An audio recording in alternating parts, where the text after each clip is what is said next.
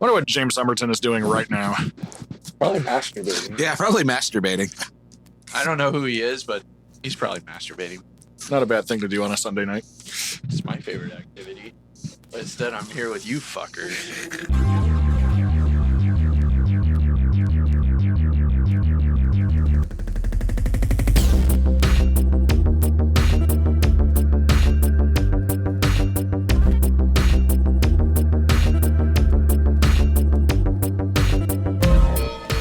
Welcome to Side 1, Side B with Dave and Steve. I'm Dave.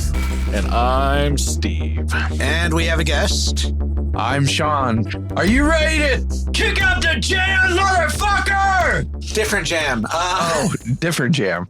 Yeah, this is not the MC5. This is the band The Jam. What do you fellas know about The Jam? Absolutely, positively, zilch. Nothing. I'm ready to kick it out. The Jam, motherfucker. The Jam were a part of, like that early wave of British punk bands. They did not necessarily get along with a lot of their peers, though. And they were more interested in doing like mod type music, like the soulful R&B type stuff, than they were like dirty street music. And so they didn't necessarily get along. They were a little younger. Their first album was pretty good. Their second album was lackluster. And then their guitar player, lead singer, songwriter got intense writer's block and was ready to call it quits. And the rest of the band convinced him to pull through for whatever reason. And they made this the first of their great albums. They had 3 really great albums, which is this one, All Mod Cons, Setting Suns, and Sound Effects. And they're all pretty different from each other. But this one was the one where they kind of started to move away from like the UK, like Clash, Sex Pistols, punk sound, and started focusing much more on sounding more like the Kinks or the Who. Neat. Yeah, they don't look like punkers on the cover. No, they do not. But yeah, then Setting Suns, their next album, they start working more with like string sections and overdubbing organ and all that. And then the other one that I called their great album, Sound Effects, is them trying to combine Joy Division and Syd Barrett. So I think Steve likes the sound of that one. Yeah. But yeah, they were pretty big in the UK, starting with this album, and then through their last album before they broke up, The Gift, which was the one after Sound Effects. And then Paul Weller decided that he was done with the band and started another band called Style Council. And the other 2 guys, I think, mainly play in the Jam tribute bands at this point. Although Bruce Foxton, their bass player, was in Stiff Little Fingers in like the 90s and the aughts. So he at least was able to get a pretty good paycheck out of that. But yeah, I discovered them. Do you guys remember Pandora? Yes. The service? The radio service? Yeah. I think it still exists, but... I remember. Yeah. So when I was in college, someone told me about this new website that you could go to where you could plug in music you like and it would play stuff like it. And so I made a station where the seeds were, I think, The Clash, The Pixies, Talking Heads, The Stooges, and one more. I don't remember now. But The Jam came up on that, and I really liked them. And I eventually hunted down their entire discography. They had... I spent import prices to get this like big coffee table book that had CDs that had every track they ever recorded on it. Not necessarily in album order, but just with every song on it, it would like have every track from the singles, the A and the B sides, then any tracks left over from the album. So it was like a real disjointed way to listen to it. But then when I burned it onto my computer to put it on my iPod, I put it in the intended order then at that point, and then just treated all the non-album singles and B-sides as bonus tracks. And so now I've listened to all of them as they've been intended to, but it was a pretty disjointed way to listen to them at first, but it was totally worth it because it was hard to find their stuff, and this way I could just get all of it. That sounds really weird. Yeah, spent $100 on that in like college when I couldn't afford to spend that much on music. I actually found Joy Division through Pandora. So Yeah, Pandora actually did a good job at mixing shit up. Yeah. And it wasn't annoying like Spotify. Yeah. Which, if you're using Spotify, consider not. Yeah. And if you're using Spotify to listen to this podcast, thank you. Yeah. 9 of you are, according to our statistics. You're our favorite listeners. Yes. We love you. I actually still use Spotify to listen to Behind the Bastards, even though I've switched my music to Tidal. But I'm not paying them, so it's all right. Yeah. No, I use Apple Podcasts because I have a phone. Why not use the default app? I don't care that much, even though it has a lot of problems as an app. But Most of our listeners are on Overcast. I've been thinking about checking it out, but I haven't gotten around to it. yeah. And we love you for it. Yes, You're our favorite listeners if you're on you Overcast. specifically. You specifically. You know on who you are. Overcast. Yeah. Just imagine me caressing your face. Just like he's doing to my beard right now. Yeah. Oh, Sean, that feels so good. Aw. I like it tangled up in my fingers. So the name All Mod Cons, like apartment advertisements in like the 70s would say All Mod Cons is short for All Modern Conveniences. That was just so you would know that your apartment would have like a fridge and a dishwasher and access to a laundry room.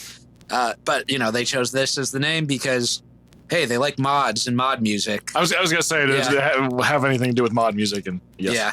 And so, Steve, tell me what you think of the cover.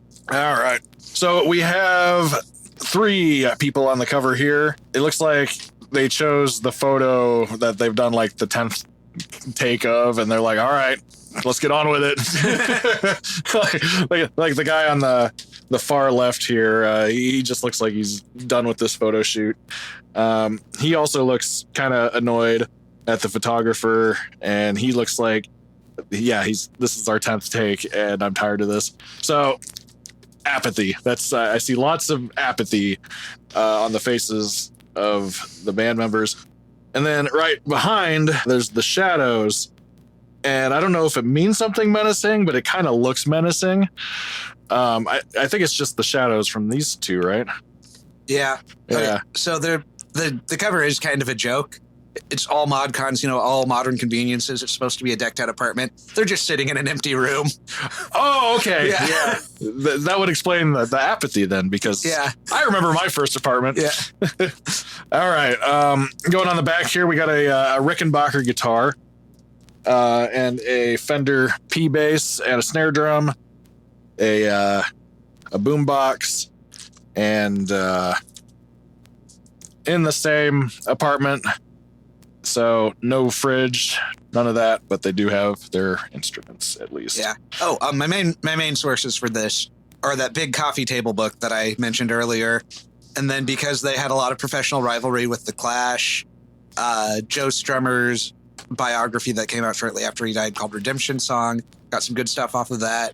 And then good stuff from a book by Simon Reynolds called Totally Wired, which goes through like the whole history of post-punk. And then a bunch of other places. This is going to be off the dome, but yeah.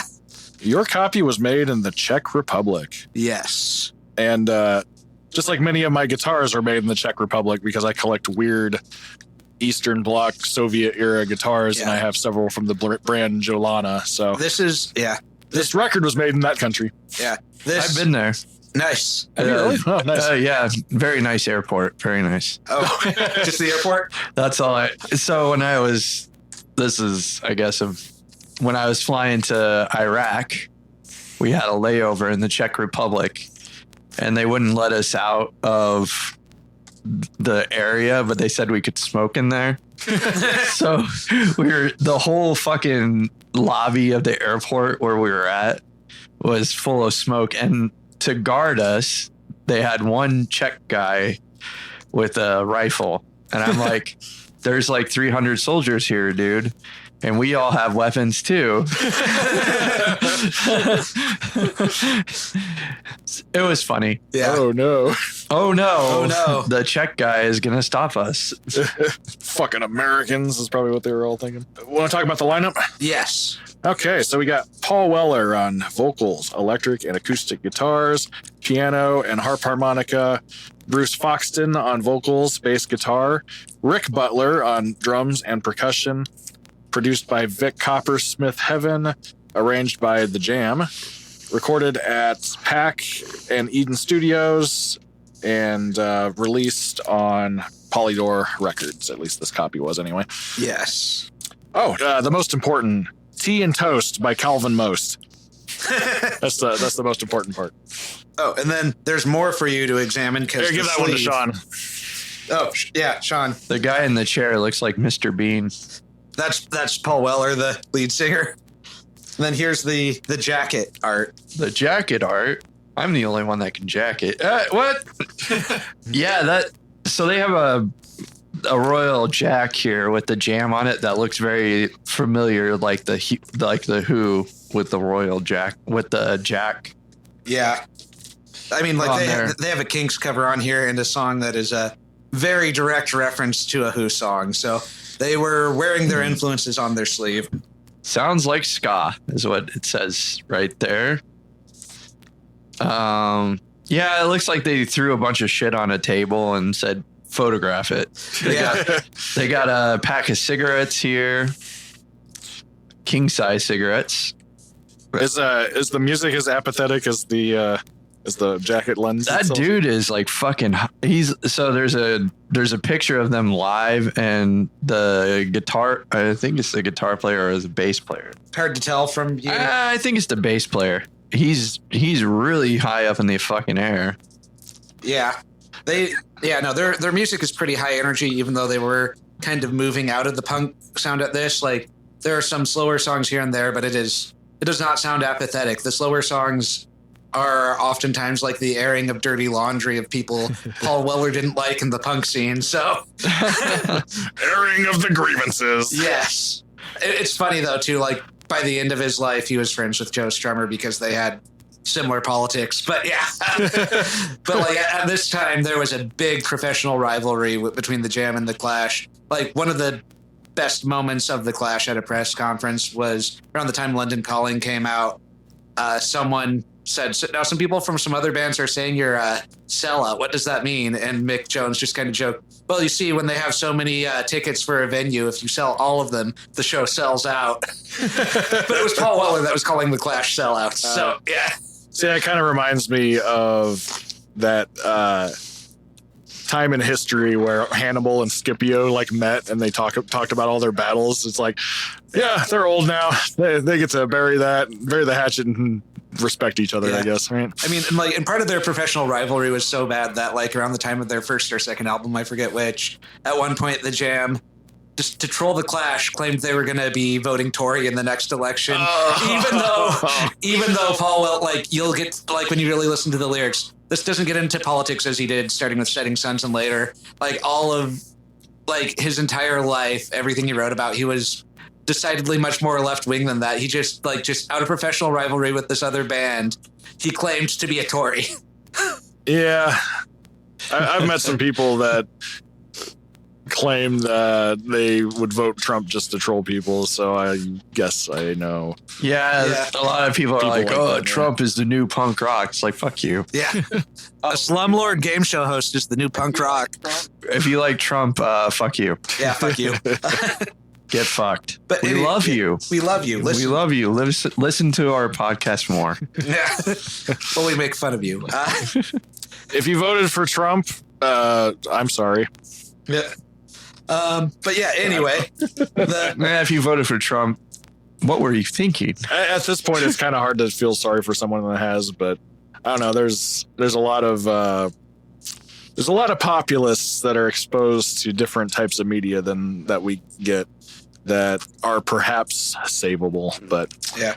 Anyway, this is a podcast about records. This is a podcast about records. Yeah. The first side we have all mod cons, To Be Someone, parentheses, Didn't We Have a Nice Time, Mr. Clean, David Watts, which is a Kinks cover, and In the Crowd. Okie dokie. Smokey. Yeah, we will get that started here. And we'll be back.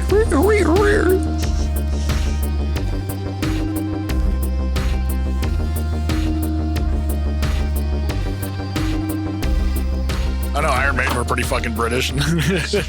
All right. Who was more British, this band or Lord Such? Ooh. The this band because they owe less to the blues. All rock and roll owes to the blues, but Lord Such is pretty directly from the blues. Although this band owes a lot to R&B, but it's R&B by way of like British dance culture, you know, like the people who would go and take a lot of cheap speed so they could dance all night. That type of R&B fan, the kind who wears, you know, like pointy shoes and skinny ties. But yeah,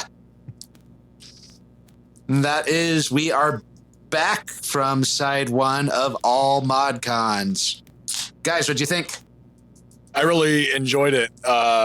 It reminded me of a lot of my more favorite, like English rock or psychedelic or hard rock. It reminded me of a lot of different English bands of that vein. You know, I heard a lot of like Sid Barrett moments, especially on the ballad, I thought. You know, heard some moments remind me of The Who or Kinks or Pink Floyd, you know, lots of different. Yeah, like that side guitar stuff near the end of the record was very Pink Floyd, early Pink Floyd, Yeah. Well, I thought it was very, like, I can see why they clashed with the Clash, because it almost could have been a Clash record the way it sounded, because it wasn't like heavy distorted, like, you know, like Sex Pistols punk rock. It was more subdued punk rock, I guess, the way to say it. Yeah, it doesn't have like the reggae influence that the Clash did, but the Clash did not have that on every song. Yeah. Besides maybe the vocals, it didn't really strike me that much as punk. The first track did. We'll the get first into that track when we did, get track by track. But yeah, this was largely them trying to move past punk at this point, and we'll get into the story as to why they decided they no longer belonged there when we get to a very particular song on the next side.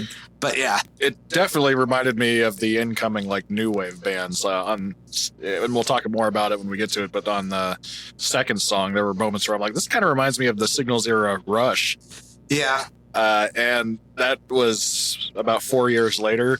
So I'm wondering if like did Rush listen to these guys? Rush probably listened to these guys, although I think Rush's favorite band from like the first wave of punk musicians was The Police. And so The Police also didn't fit with most punk bands. And they went more reggae than this. It reminds me of the time that Nardwuar called Geddy Lee and asked him why Rush hadn't made a straight up punk album, and Geddy Lee's just befuddled at that question. There are some moments on Signals. Yeah, Signals, or even Vital Signs. Yeah. From Moving Pictures. Yeah. So it made me wonder, like, did Rush listen to these guys, or did they listen to the same influences, or just a little bit of both, maybe? Probably a little bit of both. Yeah. Well, Rush was already making music by this time, right? They were already like had a couple albums out by 78. Oh, they were going since 74. Yeah. But they entered a specific new wave era after their hard rock era. Like 78, like 79 to 80-ish, I think. They touched on it with Vital Signs on Moving Pictures, and then they just went all in on it for Signals, which is one of my favorite Rush records. Yeah. I don't think I've ever listened to that one. It's very, very 80s. Yeah.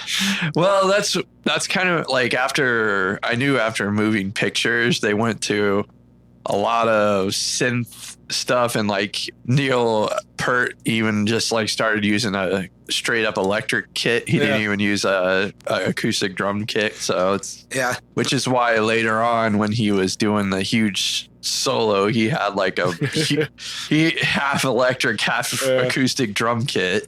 Yeah. When I saw them on their last tour, they did a thing where it was like they were gradually going back in time. So they started with like their newest songs, and then they went back to the very, very beginning. And of course, you know, it's Neil's humongous kit, you know, at the beginning gets scaled down to them with their combo amps on chairs. and he's got like a 5-piece kit, and that was so funny. It was so funny to see Neil Peart on a 5-piece kit. Yeah. But yeah, speaking of power trios, The Jam, I really liked them as a trio too. Like, I felt like the bass had a lot to do So did the drums. Like you could hear all three members contributing a lot. It wasn't just like, yeah, they had a guitar player who was the main songwriter, but you could hear everyone's input in the songs, except for, of course, the ballad, which was just acoustic guitar and a little bit of synth. But yeah. There was a diverse range of styles here, I'd say, and it all meshed together really well. Yeah, and each track flowed really well to the other. Like, I feel like they probably put a lot of thought into what order to put these songs in and how to maybe like build up from other songs, because maybe the earlier versions of these songs that were just played live didn't build up in the same way, but it was just to add to the flow of the album, I think. But that is me making a supposition, but I think it's pretty likely. Well, you guys know how just mean in bands how songs evolve, so Yeah. It's funny you bring that up, because we were working on one of our songs today, and we were all kind of putting our input into that one together in a way that resembles what you just said. So. Yeah, I might be drawing from that while talking about this. Yeah. We started with a song that I brought the demo in, and then everybody just kind of added their own parts to it. It's like, I don't know, it's like playing with Legos almost, like assembling a song together with somebody like that. Yeah. First track, All Mod Cons. I liked this one. I liked the kind of choppy stop-start nature of it. The and then like putting the vocals in that kind of empty space when the music stops. Mm-hmm. That's really cool. I like this song a lot too, like the subject matter. Is it because it's about like the all modern conveniences? Yeah, it's about all the modern conveniences, but it's also about lack of artistic control. And like there's that artistic freedom, do what you want. Yeah. And that like it's very much the push and pull of creating art versus creating a commodity, as Ursula Le Guin would put it. God, that's something that I've actually been thinking about a lot lately, philosophically. Like, I was thinking about like bad episodes of Star Trek, and a lot of times that ends up being due to, I don't know, like corporate interference. And it just made me think of like a plant growing out of a crack in a sidewalk. It's like art still comes out of something like that. So I don't know, what you just said reminded me of that. I also have another take on like why they're like, even like your favorite TV show had, like back in the day, had shitty episodes. Yeah. Was because, like each season had to be like a number of episodes. Like take Star Trek The Next Generation. Each season had to be like 20 some episodes, like 24, 25 episodes. Yeah. You're turning out episodes that many episodes, you're bound to get a shitty one once in a while. Yeah. It's like nowadays when they do ones that are like direct to video, or they just release them all at one time where you can binge watch them, they can cut out the fat like they never were able to do before. Yeah. And then like when you're working with tight deadlines, sometimes that's good, and it can make you, like take your time. Well, not take your time, but like actually finish something and settle on what you want it to be, because you don't have time to tweak it forever. But it can also mean that sometimes you just have to say, well, good enough, and call it done and move on. Well, a lot of times you get a Black Sabbath's Paranoid. They made that one up in the studio. And then sometimes when you're not artistically feeling it, you get half a filler album. Yeah. But yeah, this was a good song. Short song, punkier than the rest of the record, I think. Yeah, that was definitely the punkiest song on the record. I feel like putting the punkiest one first was also kind of a way to say goodbye to the subgenre that spawned them, and to say, okay, we're going to do our own thing now. That's what I kind of said. It's a very short, punky song. That's really all I had to say about it. Yeah, I put bouncy and choppy. Just like the slap chop. Yep. It's my favorite song on this side, not my favorite on the album, in part because I really do like this start-stop thing quite a bit, especially like in a power trio where to make the most of dynamics, you have to like do a lot. Yeah. This makes good use of that. It was a good way to start the side. Yeah. I thought. Yeah, it was a really good way to start the side. Yeah. Yeah, especially people expecting them to just do like another version of In the City. Like give them the bone by throw them the bone by doing the punky song first, and then moving on and following their muse elsewhere. Next would be To Be Someone, parentheses, Didn't We Have a Nice Time? This is the one that made me draw some of the Rush comparisons, especially in the first half of the song. There was just some reggae-esque moments, some new wave-esque moments that made me think of Signals. Yeah, it changed a lot too, like sped up, slowed down. I was thinking that less towards the end. The end, it kind of shifted. Like, it still sounded like it was the same song, but that shifted a little bit more away from new wave into more... Oh, I don't know.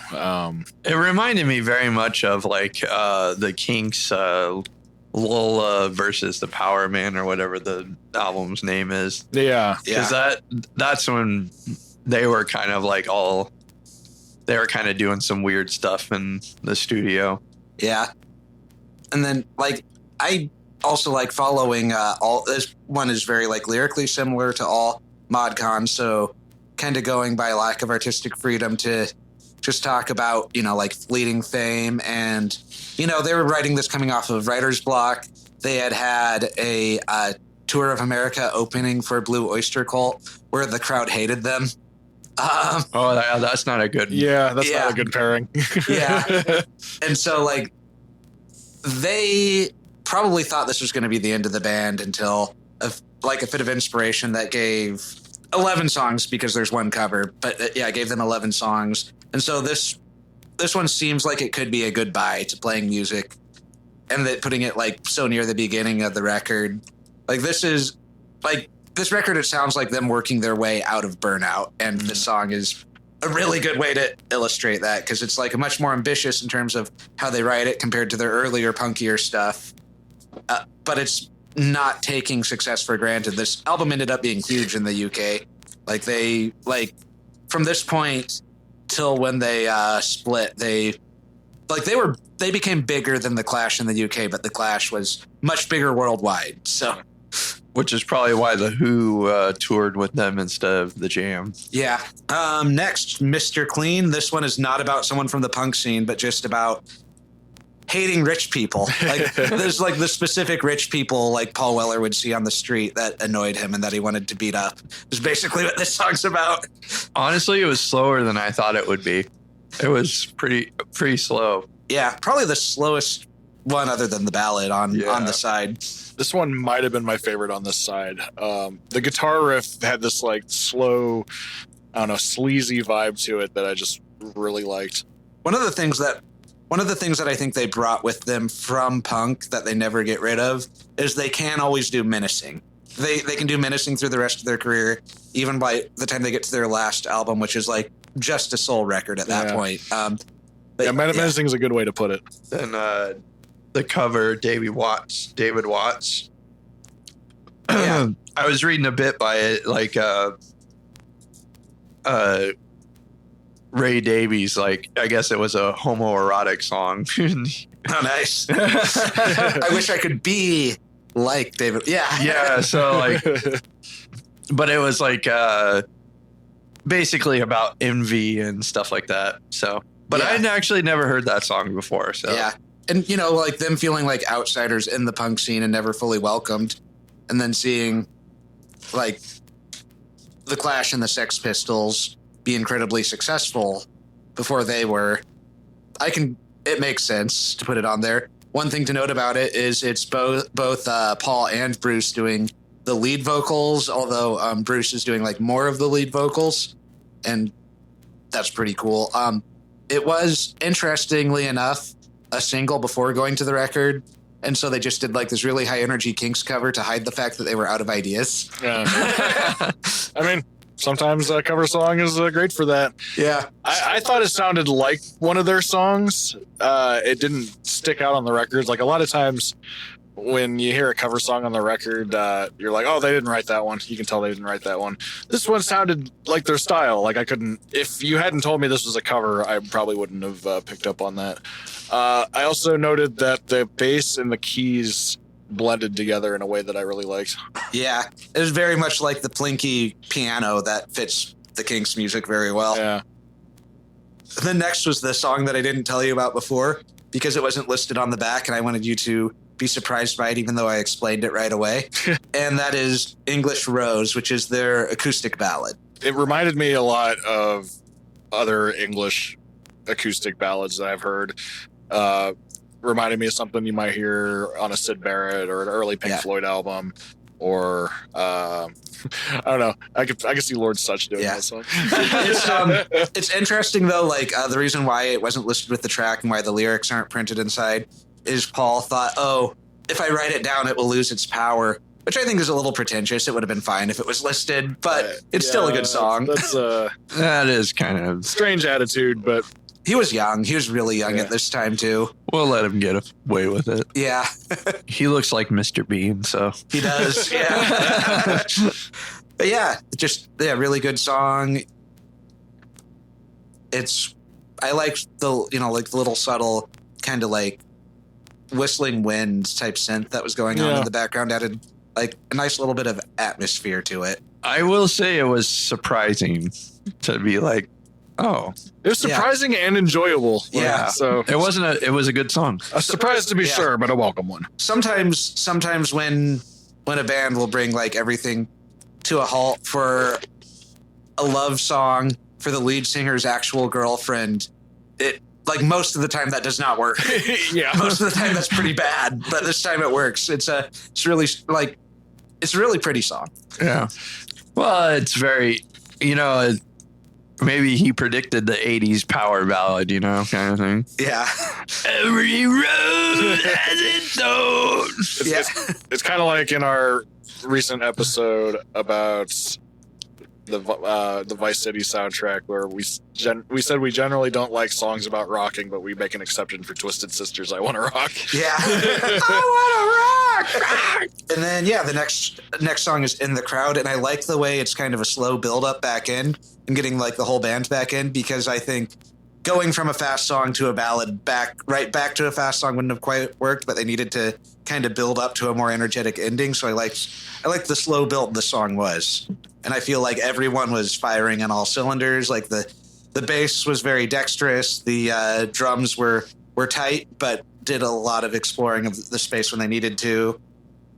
I liked the shift into like psych rock guitar at the end, and with Paul referencing one of his older songs away from the numbers by singing it over the outro. Mm-hmm. I thought it was a good finale to the whole side. I really enjoyed the little bit of extra playing that the bass player was doing on it. I noticed a lot of acrobatic type bass playing, like adding in little extra notes that, not everybody would have noticed, but I noticed. Yeah. I also thought there were a lot of great like accenting moments with different instruments, and they played with dynamics in a way that I really liked. This was a great song. Yeah. I thought it was a nice build-in. I thought the song seemed kind of Beatles-like, actually. Oh, it was very Beatles-like, yeah. And it seemed like to be longing for fame or longing to stand out in a crowd. Seemed to be what I thought the song was about, but I could be wrong. Well, that is what it sounds like. Having read that coffee table book that I told you about, what it's about is feeling isolated and alienated in a crowd at a grocery store and being suspicious of all the new technology around you. Self-checkout motherfuckers. Yeah, basically that. Okay, boomers. Yeah. Okay, boomer. This is when they were young boomers. Yeah. I think boomers, you've always been this way. I think they're technically boomers if they were like in their 20s in 78. I think that's about right. Yeah. Yeah, because they were born It like might 58. be silent generation. I'm not sure. No, they've been more like 58. Yeah. What? I don't know what the fucking... I don't know. When's Gen Z, like the 60s? Oh, Gen X, you mean? Gen X. Yeah, Gen X would have been born... Gen X would have been in their 20s in the 80s. So, yeah, I think they would be like late boomers. Yeah. Yeah. Anyway, these numbers are kind of arbitrary anyway. But yeah. Yeah. Yeah. Like one of Paul Weller's favorite books was 1984. And it's about, like freaking out at the grocery store in the crowd being like, this is just like 1984, which honestly, I appreciate him not doing a direct song about 1984 because as I said last season, there's way too many of those and there needs to be no more. We've reached our quota. Yeah. No one has anything new to say about 1984. Somebody write a song about Animal Farm. I'm sure there's a bunch of those too. I think there are. Someone write a song about homage to Catalonia. I don't know. Or a holiday in Cambodia. Do. Yeah. But yeah, that was side one of all mod cons. As a whole, pretty side of a record. It's not as confident as their next two records ended up being, but that's part of its charm, I think. My favorite song on the record is going to be On the Other Side, but I think as a whole, side one is the stronger side, but we will get into that more as we get there. There weren't any moments that I was bored or I didn't like it or I wanted it to move on to the next part. So yeah, fabulous side. Yes. Yeah, I thought it was great. The next side, we have Billy Hunt, It's Too Bad, Fly, The Place I Love, A-Bomb and Wardour Street, and Down in the Tube Station at Midnight. Wait, so I see Billy Hunt's that says UK in first pressing, and then the Butterfly Collection, is that an alternative song that's not on this? The Butterfly Collector was the B-side of a song called Shit. Called Shit? No, it was... How'd they get away with that? I'm trying to remember what the name of the A side it was to. Let's look it up real quick. Did they get that one or did we get that one in the US? Strange Town. Okay. Yeah, Strange Town was the A side. Yeah, the US version is the one with Butterfly Collector. But they had Strange Town and Butterfly Collector as a non-album single right after this. And I think they decided Billy Hunt was just too British to go on the US pressing, so they swapped it out for Butterfly Collector. I think Butterfly Collector is a better song. We will listen to Strange Town and Butterfly Collector after we listen to the side and talk about that and whether or not you agree with me and whether or not you agree that it'd be a better lead into the side. But All yeah. right. Well, here's side two. Yes. But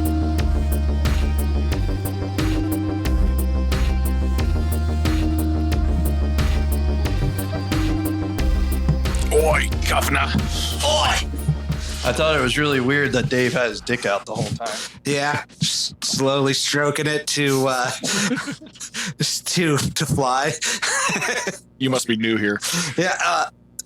That was side B. What'd you guys think? It was every bit as enjoyable as side one. It had a lot of different moments on it that were different. The jam is a band of contrasts. I think I enjoy side one as a whole better, but I think this one had some higher highs. Yeah, I agree. Sean. I thought it was good. Yeah. Like I said, it was weird that you had your dick out. No, Yeah. no, I thought it was a good side. It was a little bit fast. It was a little bit more fast paced than the other side. I thought both those sides had their own value, and I thought it was a fun side. Yeah. Yeah, and I think there was compared to the other side, this was actually the more punky side. Oh yeah, this one had I would agree. yeah. This had 4 kind of punky songs on it. 3 at the very least 3. But yeah. Or punky, there was punky moments in one song that was another way. But yeah. Yeah. But this side did probably have my least favorite song on it. Yeah, me too, but I think it was different songs for us. Yeah. Probably. Yeah. Well, and that transitions perfectly into my least favorite on the record, Billy Hunt. Yeah, that's my least favorite too. I just put it was fine. Yeah, it was fine. It was a high energy. The guitar riff at the beginning was pretty cool. It was one of the punkier songs on the album.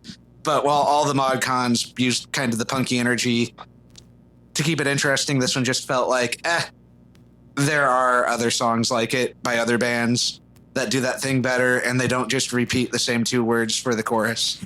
Billy, cut. I mean, that was really the only thing that was kind of a criticism on my end, was the lyrics seemed kind of lazy. But Yeah, I liked the like little hand clap breakdown near the end. That was my favorite part of the song. But yeah, I thought that song sounded like basically the Clash. yeah, it would have if that was If on you the had, Clash's first record. if you had Yeah. told me, like, didn't tell me it was a jam and like said, "Hey, listen to this song," I'd be like, "Oh, is it the Clash?" That's what I would have said. Yeah. I'm curious to see if I like Butterfly. I'm curious to see if I like Butterfly Collector more, and also the title Butterfly Collector makes me think of some evil guy collecting butterflies for some reason. I don't And know. you why. Makes you think of also- Hannibal Lecter. Yeah, Yeah. The late great Hannibal Lecter, who's a real person. the late great Hannibal Lecter, the Hannibal Lecter that's still alive. Yeah, and that was alive at all. I I think. mean, in the lore of the universe, he's still alive. Yeah. Well, actually, I think like both actors, because the original one, Manhunt, wasn't it Bill Cox? Yeah. What was his name? Brian Cox. Brian Cox. Oh, and then there's Mads Mikkelsen from the TV show. So all three. So so Hannibal Lecter is still alive Yes. and in our hearts. And Thomas Harris has never killed him. And the novels he wrote that are not true. In our hearts. Are you smarter than the president of the United States? Yes. I think most of you listening are. Yeah. The late great Hannibal Lecter. Next was He was a good guy. Yeah. the next was "It's Too Bad," which is a direct reference to a Who song that the Jam also covered sometimes. So, which is so sad about us. Like, it directly references the lyrics in that, and there's a few like moments where play the riff from it. It's a reference to a band they like, and that is fine. I think it's a good song. I really like this song. It's a good like dancing song. It's the kind of dancing you would do to like 60s R&B records while taking a lot of cheap speed, like the Jam did, because they were a part of that whole like mod culture. I wrote, "It's not bad. It's okay." This one had some more new wave type guitar playing that reminded me of Rush. Yeah, It's too bad it wasn't better. yeah. Like so far this side doesn't have like the same consistency as the first side, but like none of the songs are bad. They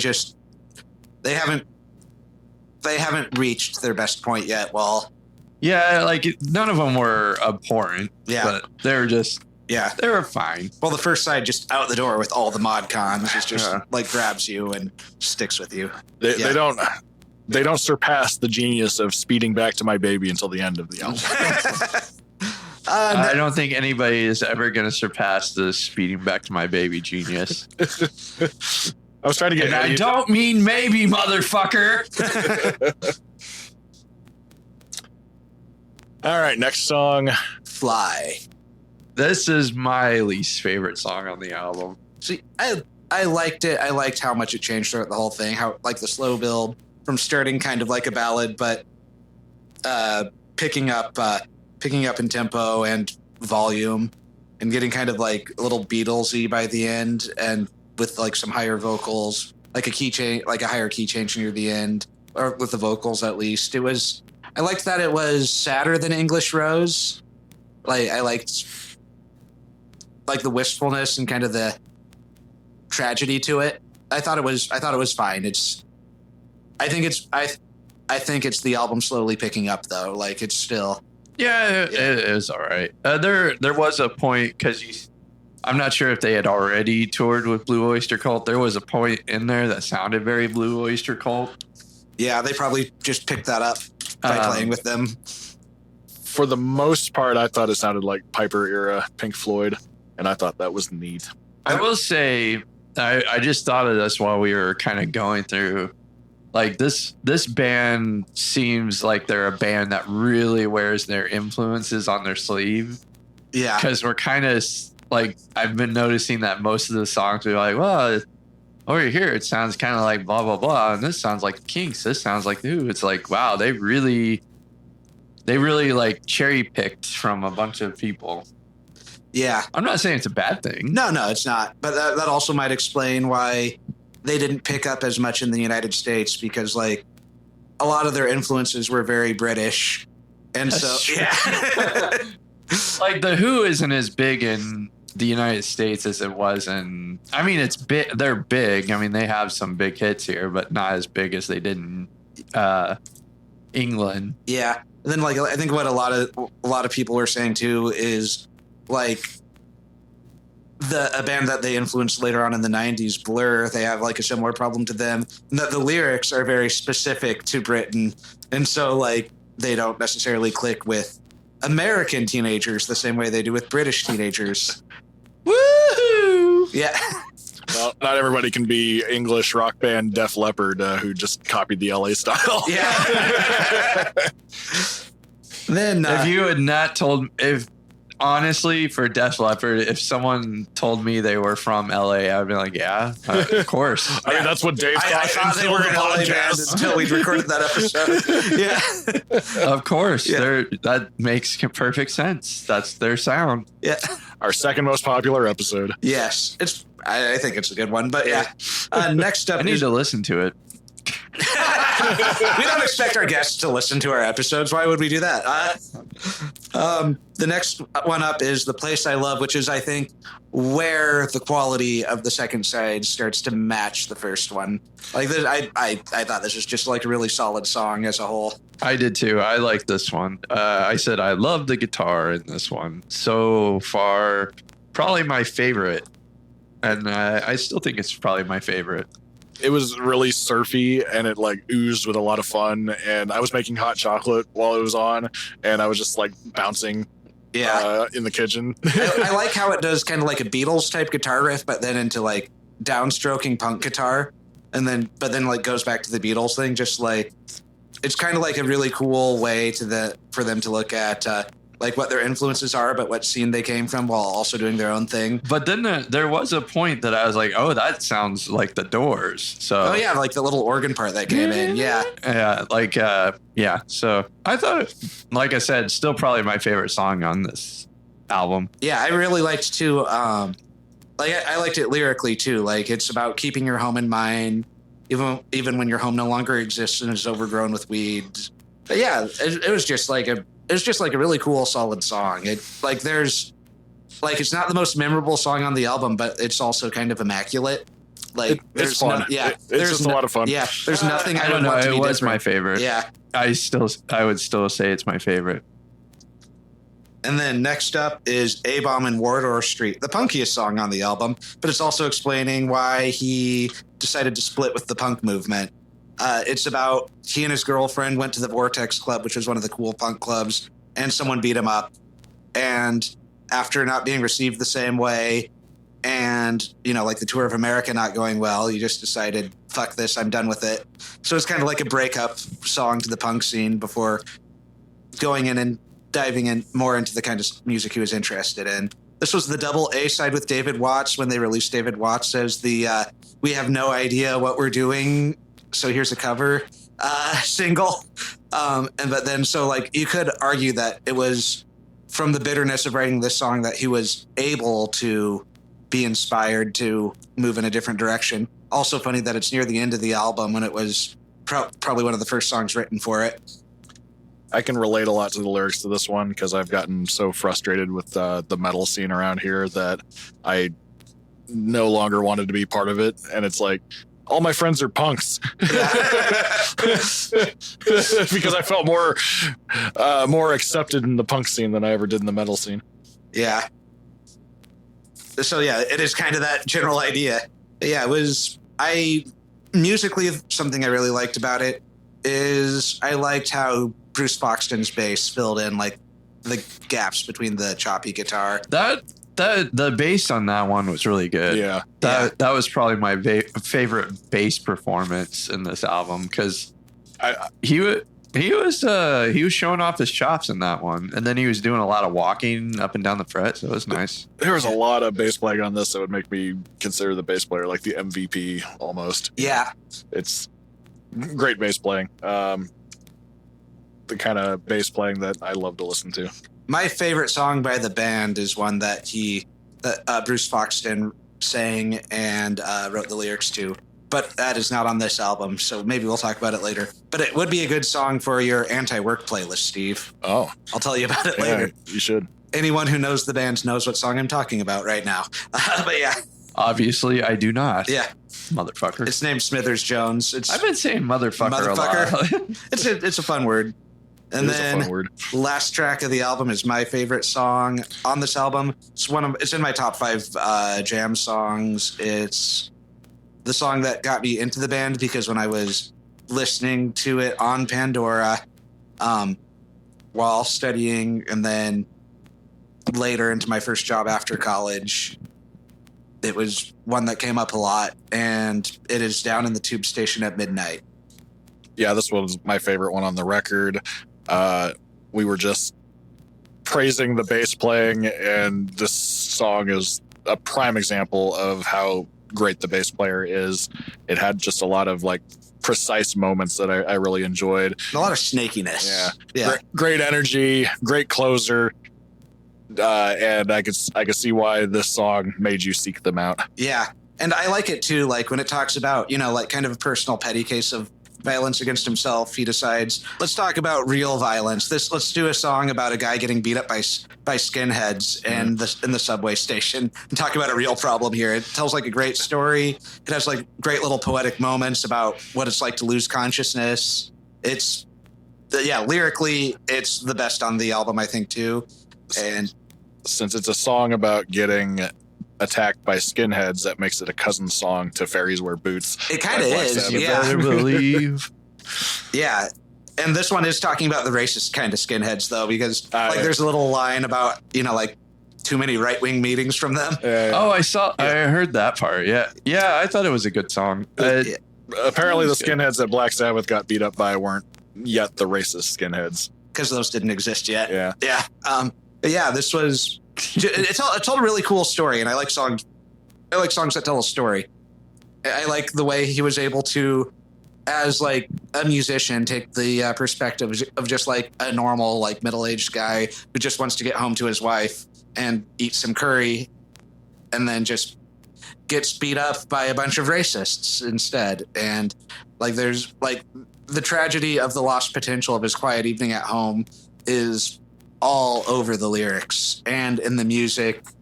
And like this song, like musically isn't one of the punky songs on the record, but vocally this one feels like he was drawing from his background in the punk scene. Like he really barks out the lyrics at some points. Yeah, it was a really well written song. I thought it was fun. Fun. But Yeah. the music was fun. The music was fun, but like, it's not fun to get beat up in a tube station at midnight.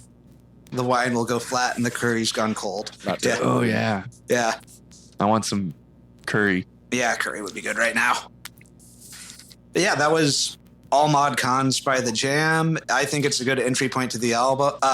Good entry album to the band.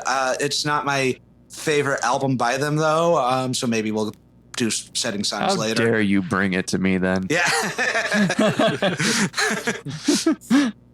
but yeah, this was them kind of at the start of their golden era, which is when they started doing their own thing. So I guess the moral of the story is don't think about where you fit into a scene. Just write the songs you want to and be open about your influences and follow those. Though we're going to listen to 2 more songs, so we're not quite wrapping up yet. But we aren't? Oh yeah, we're going to listen to just the... fucking with you, Dave. So no, it's all good. No. Yeah, what did you guys think of the album? Overall, I thought it was a really great album. This is one that I will definitely listen to again. It employed a lot of my favorite like English style songwriting, because a lot of my favorite bands tended to be like the English hard rock type bands, and this had either this was either influenced by or had the same influences as a lot of things that I listened to, and just a great mix of different types of rock and roll, and it made for a diverse listen. I thought it was great. I'll probably I'll probably seek some other albums out by them too. Seeing most of the time, like when I find an album I like, I just like listen to the shit out of it so I can like take in all the nuances and stuff. So it could be like that. I've like, for example, the B-52s album, I've listened to that several times since we did the podcast. So Yeah. it might be one that I throw on while I'm doing stuff. So yeah. All right, we are going to do 2 more songs, and then we will be right back with you. Heidi ho.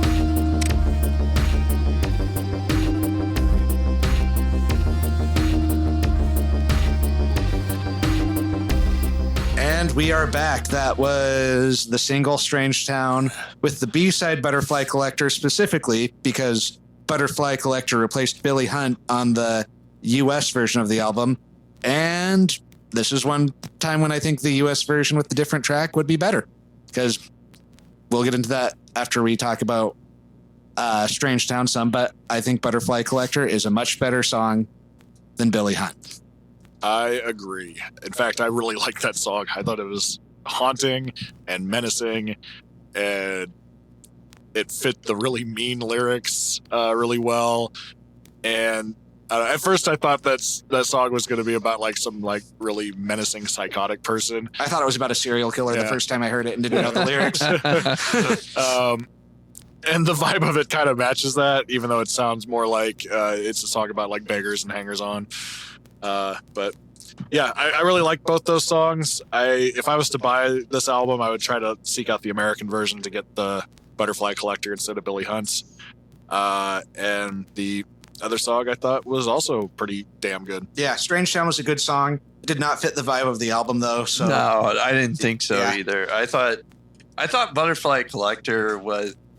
I thought it did fit the vibe of the album because the album is talking about a lot of the punk scene, especially side 2. So yeah, that definitely the Butterfly Collector, because of its subject matter, would fit the theme of the album better. Yeah, and musically it seems like it would fit more. Like Strange Town felt like a stepping stone between all mod cons to what they were doing with Setting Suns, and so like it, and as a result, it doesn't sound like it really fits fully on either album.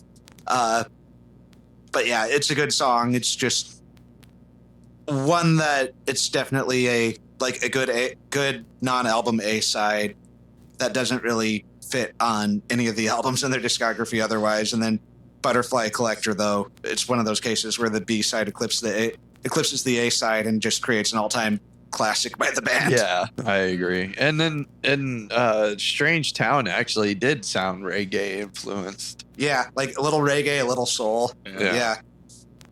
Dave, remind us and the audience the really mean lyric that you pointed out. Your fashion sense is second rate like your perfume.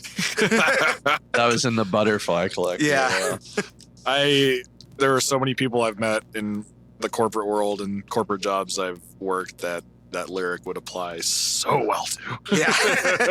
Hey, I resemble that remark. I like your cologne choice, Sean. Yeah. None? Yes. Yes, none.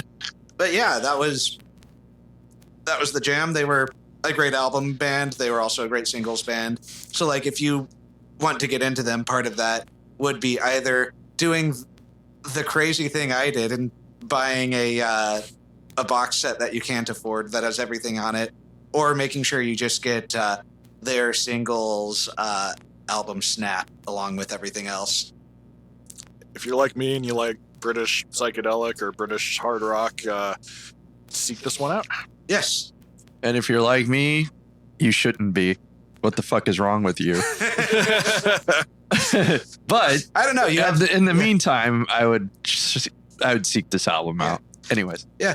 People can be like you. You know, like you genuinely have friends. You have a good job. You have a house. You know, Could do worse. Hey, and I have a car too. Yeah, and you have a car. Yeah. I think if you went back in time and told 18-year-old versions of ourselves that we were all successful in varying ways, then they would probably be very surprised. I'd be like, what? I don't I'm touring the world in a Volkswagen? I don't sleep on a mattress on the floor at age 40. Never saw that coming. Yeah. But yeah, that was the jam. All mod cons, artistic freedom, do what you want. If you're going to create something, create what you want to create. I agree. I've often thought about, like, I'm not saying this like record labels are knocking down my door to sign me or anything, but like if it ever became an option, it's actually something I would probably actually have to like think about, because they control what kind of music you can write, what kind of music you can release, what kind of projects you can do. And it has to be suffocating. So I think a message of artistic integrity like that is very good. You know, I take it back when I'm doing anything creative. I'm always like, well, what do I want to read? What do I want to listen to? So if it's something that I enjoy or listen to, then who gives a fuck if at least one person likes it? Yeah. And then if someone else likes it, that's good. If not, oh well. Yeah. Yeah. But I'm not saying I like do things for an audience of one. Like a lot of times, because I'm in a band with Dave and Steve, a lot of times when I'm writing, I'm thinking of what they're going to think about the riff or whatever. Be like, oh, I wonder if they're going to like that, or if they're going to be like, fuck off, motherfucker. Sounds like Nickelback. Kick out the jams, motherfucker. On that bright note. On that bright note, catch you on the flip side.